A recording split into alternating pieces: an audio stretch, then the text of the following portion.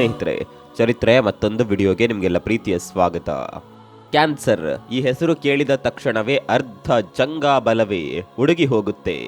ಅಷ್ಟರ ಮಟ್ಟಿಗೆ ಜಗತ್ತನ್ನ ಕಾಡುತ್ತಿರುವ, ಪೀಡಿಸುತ್ತಿರುವ ಮಹಾರೋಗವಿದು. ಅದರಲ್ಲೂ ಜನಸಂಖ್ಯೆ ದೃಷ್ಟಿಯಿಂದ ವಿಶ್ವದ ಅತಿ ದೊಡ್ಡ ದೇಶವಾಗಿರುವ ಭಾರತದಲ್ಲಂತೂ ಈಗೀಗ ಗಲ್ಲಿಗಳಲ್ಲಿ 8-10 ಜನರಂತೆ ರೋಗಿಗಳು ಸಿಗ್ತಾರೆ. ಆದರೆ ಇದೀಗ ಕ್ಯಾನ್ಸರ್ ರೋಗಿಗಳಿಗೆ ಖುಷಿ ನೀಡುವ ಸುದ್ದಿಯೊಂದು ಹೊರಬಿದ್ದಿದೆ. ಆ ಈ ಥೆರಪಿ ಅಂತ ಭಯ ಬೀಳುವವರಿಗೆ ಗುಡ್ ನ್ಯೂಸ್ ಸಿಕ್ಕಿದೆ. ಇನ್ಮುಂದೆ ಕ್ಯಾನ್ಸರ್ ಅಂತ ಭಯ ಬೀಳುವ ಅಗತ್ಯ ಇಲ್ಲ. ಹೌದು, ಕ್ಯಾನ್ಸರ್ ರೋಗವನ್ನ ಬುಡದಿಂದಲೇ ಕಿತ್ತು ಹಾಕುವ ಹೊಸ ಕ್ರಾಂತಿಕಾರಕ ಸಂಶೋಧನೆಯನ್ನ ಭಾರತ ಮಾಡಿದೆ. ಕೇವಲ 3-4 ತಿಂಗಳಲ್ಲೇ ರೋಗವನ್ನ ಹಿಡಿತಕ್ಕೆ ತರುವ ಥೆರಪಿಯನ್ನ ಸಂಶೋಧನೆ ಮಾಡಲಾಗಿದೆ. ಇದು ಅಚ್ಚರಿ ಅನಿಸಬಹುದು, ಆದರೆ ನಮ್ಮ ವೈದ್ಯರು ಈ ನಿಟ್ಟಿನಲ್ಲಿ ಯಶಸ್ವಿ ಪ್ರಯತ್ನ ಮಾಡಿದ್ದಾರೆ. ವಿಶೇಷ ಅಂದರೆ ಅಮೆರಿಕ, ಕೆನಡಾದಲ್ಲಿ ಆಗುವ ಚಿಕಿತ್ಸಾ ವೆಚ್ಚಕ್ಕಿಂತ ಇದು 10 ಪಟ್ಟು ಕಡಿಮೆ ಖರ್ಚಿನದ್ದಾಗಿದೆ. ಅಂದಹಾಗೆ 2023ರ ಅಕ್ಟೋಬರ್ನಲ್ಲಿ ಈ ಪ್ರಯೋಗಾತ್ಮಕ ಚಿಕಿತ್ಸೆಯನ್ನ ರೋಗಿಗಳ ಮೇಲೆ ಪ್ರಯೋಗಿಸಲು ಅನುಮತಿಸಲಾಯಿತು. ಪಕ್ಕಾ ದೇಶೀಯವಾಗಿ ಅಭಿವೃದ್ಧಿಪಡಿಸಿರುವ NexCAR19 CAR T cell therapy ಹೆಸರಿನ ಈ ಚಿಕಿತ್ಸಾ ವಿಧಾನ ಬಾಕಿ ಥೆರಪಿಗಳಿಗಿಂತ ವಿಶೇಷವಾಗಿದೆ. ಸ್ನೇಹಿತರೆ, ದೇಶದಲ್ಲಿ ಅತಿ ಹೆಚ್ಚು ಸಾವು ನೋವುಗಳನ್ನು ತರುತ್ತಿರುವ 2 ಮಹಾಮಾರಿಗಳಂದರೆ ಒಂದು ಹೃದಯಾಘಾತ, ಮತ್ತೊಂದು ಕ್ಯಾನ್ಸರ್. ಇನ್ನು ಭಯ ಹುಟ್ಟಿಸುವ ಅಂಶವೆಂದರೆ ಕ್ಯಾನ್ಸರ್ನಿಂದ ಬದುಕುಳಿಯುವವರ ಸಂಖ್ಯೆ ತೀರಾ ಕಡಿಮೆ. ಹೀಗೆ ಬದುಕುಳಿಯುವವರ ಜಾಗತಿಕ ಪಟ್ಟಿಯಲ್ಲಿ ಭಾರತದ್ದು ಸುಮಾರು 60ನೇ ರ್ಯಾಂಕಿಂಗ್. ಅಂದರೆ ನಮ್ಮಲ್ಲಿ ಚಿಕಿತ್ಸೆ ಪಡೆದರೂ ಕೂಡ ಅದರಲ್ಲಿ ಕೊನೆಗೆ ಬದುಕುಳಿಯುವವರ ಸಂಖ್ಯೆ ಕಡಿಮೆ ಇದೆ. ಹೋಲಿಕೆ ಪ್ರಕಾರ ಜಪಾನ್ನಲ್ಲಿ ಪ್ರತಿ 10 ಜನರಲ್ಲಿ ಒಬ್ಬರು 80 ವರ್ಷ ಮೇಲ್ಪಟ್ಟ ವಯಸ್ಸಿನವರಾಗಿದ್ದಾರೆ. ಆದರೆ ಅವರಲ್ಲಿ ಕ್ಯಾನ್ಸರ್ ಸರ್ವೈವಲ್ ರೇಟ್ ನಮಗಿಂತ 20% ಜಾಸ್ತಿ ಇದೆ. ಆದರೆ ಭಾರತದ್ದು ಉಲ್ಟಾ ಪರಿಸ್ಥಿತಿ. ಹೀಗಿದ್ರೂ ಇನ್ಮುಂದೆ ಇದಕ್ಕೆಲ್ಲ ಚಿಂತಿಸುವ ಅವಶ್ಯಕತೆ ಇಲ್ಲ. ಕಾರಣ ನಮ್ಮ ವಿಜ್ಞಾನಿಗಳು ದೇಶೀಯವಾಗಿ ಅತ್ಯಂತ ಸಮರ್ಥವಾದ ಚಿಕಿತ್ಸಾ ಥೆರಪಿಯನ್ನ ಕಂಡುಹಿಡಿದಿದ್ದಾರೆ. ಈ ವಿಶಿಷ್ಟ ಥೆರಪಿಯನ್ನ ಕಟ್ಟುನಿಟ್ಟಾಗಿ ರೋಗಿಗಳು ಪಡೆದರೆ ನಮ್ಮ ದೇಶದ ರೋಗಿಗಳ ಸರ್ವೈವಲ್ ರೇಟ್ ಕೂಡ ಇತರ ದೇಶಗಳಿಗಿಂತ ಜಾಸ್ತಿ ಆಗುವ ಸಾಧ್ಯತೆ ಇದೆ. ನಿಮಗೆ ಗೊತ್ತಿರಲಿ, ಇಲ್ಲಿವರೆಗೆ CAR T ಸೆಲ್ ಥೆರಪಿ ಮೂಲಕ ಕ್ಯಾನ್ಸರ್ ಚಿಕಿತ್ಸೆಗೆ ಮದ್ದು ಹುಡುಕುವ ಕೆಲಸವನ್ನ China, America, Japan, Europe, Canada ಹಾಗೂ ಆಸ್ಟ್ರೇಲಿಯಾದಂತಹ ಕೆಲವು ರಾಷ್ಟ್ರಗಳು ಮಾಡ್ತಾ ಇದ್ವು. ಆದರೆ ಇದೀಗ ಭಾರತವು CAR T ಸೆಲ್ ಥೆರಪಿಯ ಅಡ್ವಾನ್ಸ್ಡ್ ಚಿಕಿತ್ಸಾ ವಿಧಾನವನ್ನ ಸಂಶೋಧನೆಯಲ್ಲಿ ತೊಡಗಿಸಿಕೊಂಡಿದೆ. ಹೆಮ್ಮೆಯ ವಿಷಯ ಅಂದರೆ ನಮ್ಮ ಚಿಕಿತ್ಸಾ ವಿಧಾನದಲ್ಲಿ ಗುಣಪಡಿಸುವ ಪ್ರಮಾಣ ಕೂಡ US ಹಾಗೂ ಚೀನಾಗಿಂತ ಜಾಸ್ತಿ ಆಗಿರಲಿದೆ ಅಂತ ಹೇಳಲಾಗಿದೆ. ಅಲ್ಲದೆ ವೆಚ್ಚವೂ ಕೂಡ ಈ ರಾಷ್ಟ್ರಗಳಿಗಿಂತ ಅತ್ಯಂತ ಕಡಿಮೆಯೇ ಇರಲಿದೆ ಅಂತ ಹೇಳಲಾಗ್ತಿದೆ. ಅಷ್ಟರ ಮಟ್ಟಿಗೆ ಈ ಥೆರಪಿಯ ಸಂಶೋಧನೆಯಲ್ಲಿ ನಮ್ಮ ವಿಜ್ಞಾನಿಗಳು ಹೆಜ್ಜೆ ಗುರುತು ಮೂಡಿಸಿದ್ದಾರೆ. ಈ ಸಂಶೋಧನೆಯ ಮತ್ತೊಂದು ದೊಡ್ಡ ಹೆಗ್ಗಳಿಕೆ ಅಂದರೆ ಇಲ್ಲಿವರೆಗೆ ಈ ಚಿಕಿತ್ಸಾ ವಿಧಾನದ ಪ್ರಯೋಗಾತ್ಮಕತೆಗೆ ಒಡ್ಡಿಕೊಂಡ ರೋಗಿಗಳಲ್ಲಿ ಯಾವುದೇ ಸೈಡ್ ಎಫೆಕ್ಟ್ ಕಂಡುಬಂದಿಲ್ಲ. ಇದು ನಿಜಕ್ಕೂ ದೊಡ್ಡ ಸಂಗತಿಯಾಗಿದೆ. ಅಮೆರಿಕಾದಲ್ಲಿ FDA ಅಪ್ರೂವ್ಡ್ ಮಾಡಿರುವ ಇದೇ ತರಹದ ಕ್ಯಾನ್ಸರ್ ಟ್ರೀಟ್ಮೆಂಟ್ಗಳ 6 ಥೆರಪಿಗಳಿವೆ. ಆದರೆ ಅವ್ಯಾವುವು ಅಡ್ಡ ಪರಿಣಾಮಗಳಿಂದ ಹೊರತಾಗಿಲ್ಲ. ಕೆಲವೊಂದು ಥೆರಪಿಗಳಂತೂ ಮನುಷ್ಯನ ಮಾನಸಿಕ ವರ್ತನೆಯನ್ನೇ ಬುಡಮೇಲು ಮಾಡುವಷ್ಟು ಕೆಟ್ಟದ್ದಾಗಿದೆ. ಅಲ್ಲದೆ ಚಿಕಿತ್ಸೆಯ ಬಳಿಕವೂ ರೋಗಿ ICUನಲ್ಲಿಯೇ ಇರಬೇಕಾದ ಅನಿವಾರ್ಯತೆ ಅಲ್ಲಿದೆ. ಆದರೆ ಭಾರತದ ವೈದ್ಯ ವಿಜ್ಞಾನಿಗಳು ಸಂಶೋಧಿಸಿರುವ ಈ CAR T ಸೆಲ್ ಕೆಟಗರಿಯ ಥೆರಪಿಯಲ್ಲಿ ಅಂತಹ ಸೈಡ್ ಇಫೆಕ್ಟ್ ದಾಖಲಾಗಿಲ್ಲ. ಒಟ್ಟು 53 ರೋಗಿಗಳ ಮೇಲೆ ಈ ಥೆರಪಿ ಪ್ರಯೋಗಿಸಲಾಗಿದೆ. ಆದರೆ ಯಾವೊಬ್ಬ ಪೇಷಂಟ್ನಲ್ಲೂ ನ್ಯೂರಲಾಜಿಕಲ್ ಅಡ್ಡ ಪರಿಣಾಮಗಳು ಕಂಡುಬಂದಿಲ್ಲ. ಹೀಗಾಗಿ ಎಲ್ಲಾ ತರಹದ ಕ್ಯಾನ್ಸರ್ ರೋಗಿಗಳಿಗೆ ಇದು ಹೊಸ ಆಶಾಕಿರಣವಾಗಿ ಕಂಡುಬರುತ್ತಿದೆ. ಅಂದಹಾಗೆ ಈ ಹೊಸ ಬಗೆಯ CAR T ಸೆಲ್ ಥೆರಪಿಯನ್ನ ಮೊದಲು ಡಾಕ್ಟರ್ VK ಗುಪ್ತಾ ಎಂಬ ನಿವೃತ್ತ ಸೇನಾ ವೈದ್ಯಾಧಿಕಾರಿಯೊಬ್ಬರ ಮೇಲೆ ಪ್ರಯೋಗಿಸಲಾಯಿತು. ಸದ್ಯ ಅವರು ಕ್ಯಾನ್ಸರ್ನಿಂದ ಸಂಪೂರ್ಣವಾಗಿ ಗುಣಮುಖರಾಗಿದ್ದಾರೆ. ಡಾಕ್ಟರ್ ಗುಪ್ತಾಗೆ ಅಕ್ಯೂಟ್ ಲಿಂಫೋಬ್ಲಾಸ್ಟಿಕ್ ಲ್ಯುಕೇಮಿಯಾ ಅನ್ನುವ ಕ್ಯಾನ್ಸರ್ ಆಗಿತ್ತು. ಈ ಕೆಟಗರಿಯ ಕ್ಯಾನ್ಸರ್ನಲ್ಲಿ ಬದುಕುಳಿಯುವ ಚಾನ್ಸಸ್ ಕಡಿಮೆ. ಕಾರಣ ಈ ಕ್ಯಾನ್ಸರ್ ಬಹುಬೇಗನೆ ಬೆಳೆಯುತ್ತದೆ. ಅಲ್ಲದೆ ಇದು ನೇರವಾಗಿ ಮನುಷ್ಯರ ಬಿಳಿ ರಕ್ತ ಕಣಗಳ ಮೇಲೆ ದಾಳಿ ಮಾಡುತ್ತದೆ. ಹೀಗಾಗಿ ರೋಗಿ ಬಲು ಬೇಗನೆ ನಿಸ್ತೇಜನಾಗಿ ರೋಗದ ವಿರುದ್ಧ ಹೋರಾಡಲು ಅಸಮರ್ಥನಾಗುತ್ತಾನೆ. ಡಾಕ್ಟರ್ ಗುಪ್ತಾ ಸಹ ಇದೇ ಮಾದರಿಯ ಕ್ಯಾನ್ಸರ್ನಿಂದ ಬಳಲ್ತಾ ಇದ್ರು. ಆದರೆ ಮೇ 2023ರ ವೇಳೆಗೆ ಅವರ ಸ್ಥಿತಿ ತೀರಾ ಗಂಭೀರವಾಗಿತ್ತು.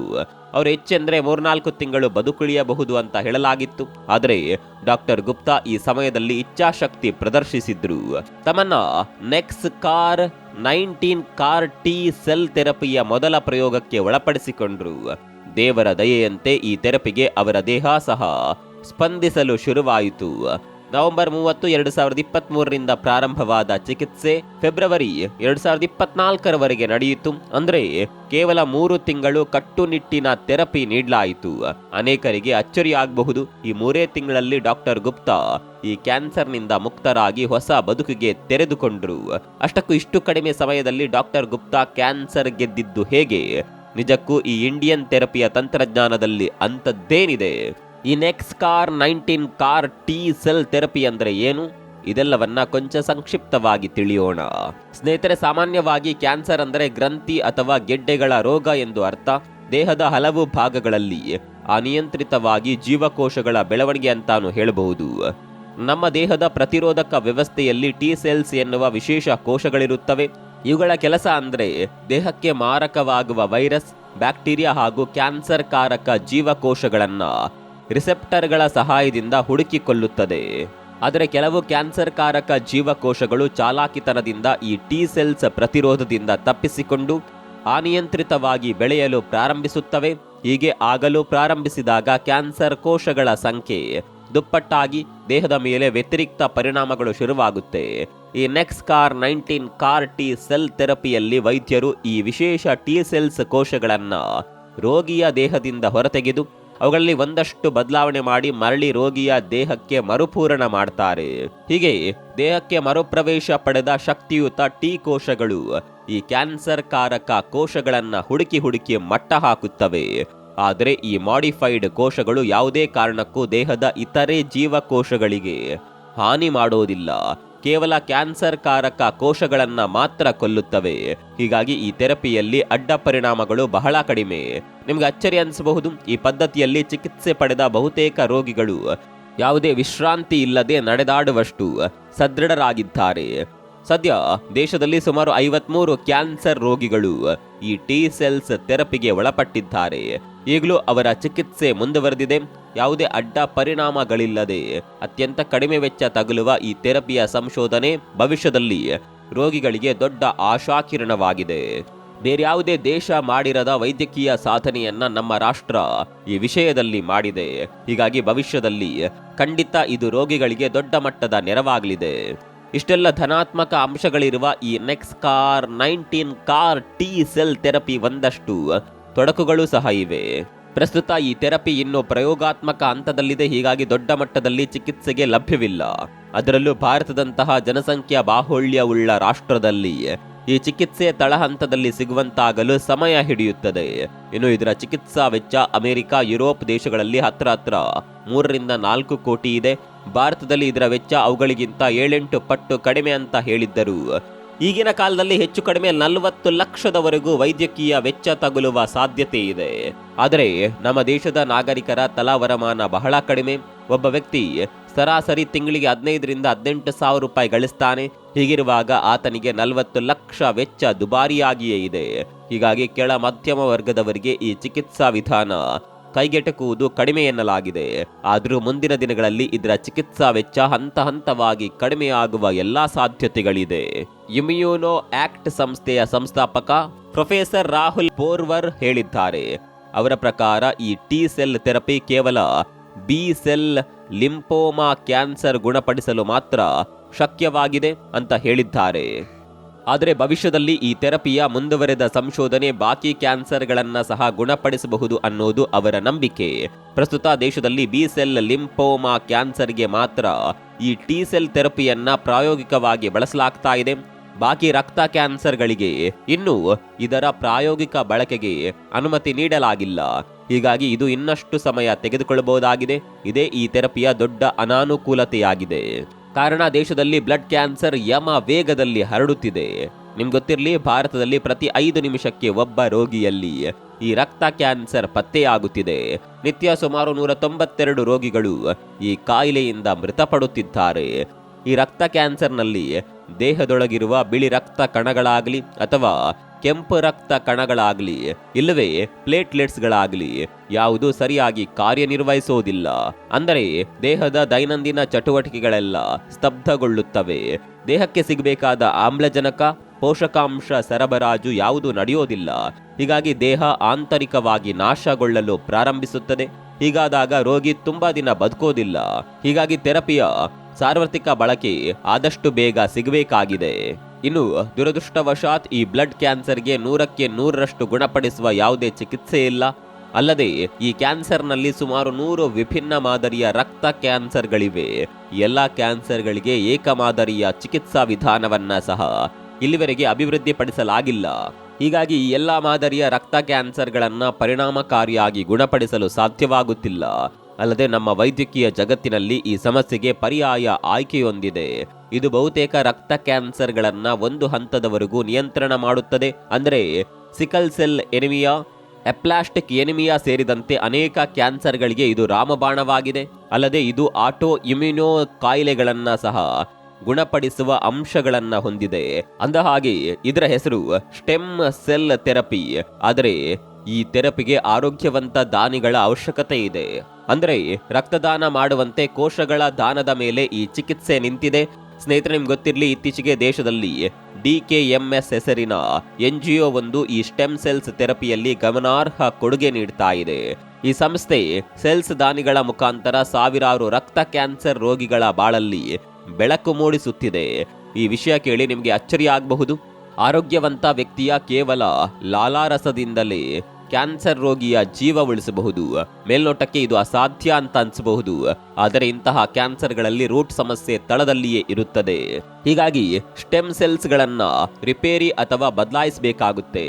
ಸಾಮಾನ್ಯ ಭಾಷೆಯಲ್ಲಿ ವಿವರಿಸೋದಾದರೆ ಈ ಸ್ಟೆಮ್ ಕೋಶಗಳು ದೇಹದಲ್ಲಿ ಒಂದು ರೀತಿ ಕೋಶಗಳ ಉತ್ಪಾದನಾ ಕಾರ್ಖಾನೆಯಾಗಿ ಕಾರ್ಯನಿರ್ವಹಿಸುತ್ತವೆ. ಹೊಸ ಕೋಶಗಳನ್ನು ಉತ್ಪಾದಿಸಿ ಅವುಗಳ ಕರ್ತವ್ಯಾನುಸಾರವಾಗಿ ನಿರ್ದಿಷ್ಟ ಮಾರ್ಗದಲ್ಲಿ ನಿಯೋಜಿಸುತ್ತದೆ. ಅಂದರೆ ಇದನ್ನ ದೇಹದ ಸೇನಾಧಿಪತಿ ಅಂತಾಲೂ ಕರೆಯಬಹುದು.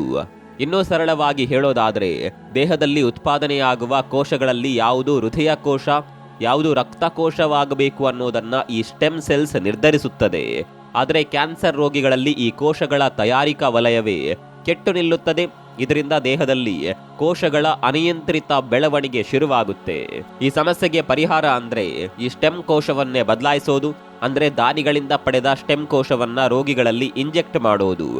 ಇದರಿಂದ ರೋಗಿಯಲ್ಲೂ ಹೊಸ ರಕ್ತ ಕೋಶಗಳು ಅಭಿವೃದ್ಧಿ ಹೊಂದಲು ಸಾಧ್ಯವಾಗುತ್ತದೆ. ಹೇಗೆ ರಕ್ತದಾನದ ಸಮಯದಲ್ಲಿ ರಕ್ತದಾನಿಯ ರಕ್ತದ ಗುಂಪು ಹಾಗೂ ರೋಗಿಯ ರಕ್ತದ ಗುಂಪು ಹೊಂದಾಣಿಕೆಯಾಗಬೇಕು, ಅದೇ ರೀತಿ ಇದರಲ್ಲೂ ದಾನಿಗಳು ಹಾಗೂ ಪಡೆಯುವವರ ಸ್ಟೆಮ್ ಕೋಶಗಳು ಮ್ಯಾಚ್ ಆಗಬೇಕು. ಅಂದಾಗ ಮಾತ್ರ ಇದು ಸಾಧ್ಯವಾಗುತ್ತೆ. ಈ ಸ್ಟೆಮ್ ಸೆಲ್ ಗುಂಪು ಹೊಂದಾಣಿಕೆಗೆ HLA ಟೈಪಿಂಗ್ ಅಂತ ಕರೆಯಲಾಗುತ್ತೆ. ಸಾಮಾನ್ಯವಾಗಿ HLA ಹೊಂದಾಣಿಕೆ ಆಗೋದು ತೀರಾ ವಿರಳ. ರೋಗಿಯ ಹಾಗೂ ದಾನಿಗಳ ಕೋಶಗಳು 100ಕ್ಕೆ 100 ಹೊಂದಾಣಿಕೆ ಆಗೋದು 10 ಲಕ್ಷಕ್ಕೆ ಒಬ್ಬರಿಗೆ ಮಾತ್ರ. ಹೀಗಾಗಿ ಇದು ಕಷ್ಟದ ವಿಷಯ. ಜರ್ಮನ್ನಂತಹ ಮುಂದುವರೆದ ದೇಶದಲ್ಲಿ HLA ಡಾಟಾಬೇಸ್ ಸಾರ್ವಜನಿಕವಾಗಿ ಲಭ್ಯವಿದೆ. ಅಂದರೆ ಯಾವ ವ್ಯಕ್ತಿ ಯಾವ ತರಹದ HLA ಹೊಂದಿದ್ದಾರೆ ಅನ್ನುವ ಮಾಹಿತಿ ಸಂಗ್ರಹ ಇರುತ್ತೆ. ಆದರೆ ಭಾರತದಂತಹ ಜನಸಾಂದ್ರಿತ ರಾಷ್ಟ್ರದಲ್ಲಿ ಇದರ ದತ್ತಾಂಶಗಳು ತೀರಾ ಕಡಿಮೆ. ಒಂದು ಅಂದಾಜಿನಂತೆ ನಮ್ಮಲ್ಲಿ ಅಂದ್ರೆ 6 ಲಕ್ಷ ಜನರಿಗೆ ಮಾತ್ರ ಅವರ ಸ್ವಂತ HLA ಯಾವುದು ಅನ್ನೋದು ತಿಳಿದಿದೆ. ಹೀಗಿರುವಾಗ ದಾನಿಗಳನ್ನ ಹುಡುಕೋದು ಬಹಳ ಕಷ್ಟದ ಕೆಲಸ. ಆದರೆ ಈ ವಿಚಾರದಲ್ಲಿ DKMS ಸ್ವಯಂ ಸೇವಾ ಸಂಸ್ಥೆ ಆಶಾದಾಯಕವಾಗಿ ಕಾರ್ಯನಿರ್ವಹಿಸುತ್ತಿದೆ. ಸಂಸ್ಥೆ ಜಾಗತಿಕವಾಗಿ HLA ಡೋನರ್ಗಳ ಮಾಹಿತಿ ಕಲೆ ಹಾಕುತ್ತಿದೆ.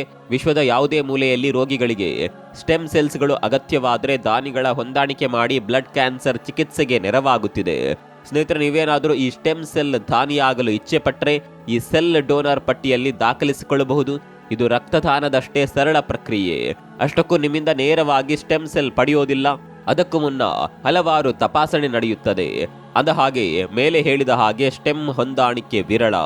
ಹೀಗಾಗಿ ನೀವು ಯಾವುದೇ ಭಯ ಮುಜುಗುರವಿಲ್ಲದೆ ಮನೆಯಲ್ಲಿ ಕುಳಿತೇ ಸ್ಟೆಮ್ ಕೋಶಗಳ ದಾನಿಗಳಾಗಿ ದಾಖಲಿಸಿಕೊಳ್ಳಬಹುದು. ಇದಕ್ಕಾಗಿ ನಾವು ಸ್ಕ್ರೀನ್ನ ಮೇಲೆ ತೋರಿಸುತ್ತಿರುವ ಈ ವೆಬ್ಸೈಟ್ನಲ್ಲಿ ದಾಖಲಿಸಿಕೊಳ್ಳಬಹುದು. ಅದರಂತೆ ವೆಬ್ಸೈಟ್ನಲ್ಲಿ ತಿಳಿಸಿರುವಂತೆ ಕ್ರಮ ಅನುಸರಿಸಿಕೊಂಡು ಸ್ಟೆಮ್ ಸೆಲ್ ದಾನಿಯಾಗಬಹುದು. ಸ್ನೇಹಿತರೆ, ನಾವಿಲ್ಲಿ ಯಾವುದೇ ಲಾಭದಾಯಕ ಅಥವಾ ವಾಣಿಜ್ಯ ಉದ್ದೇಶದಿಂದ ಈ ಮಾಹಿತಿ ಹಾಕುತ್ತಿಲ್ಲ.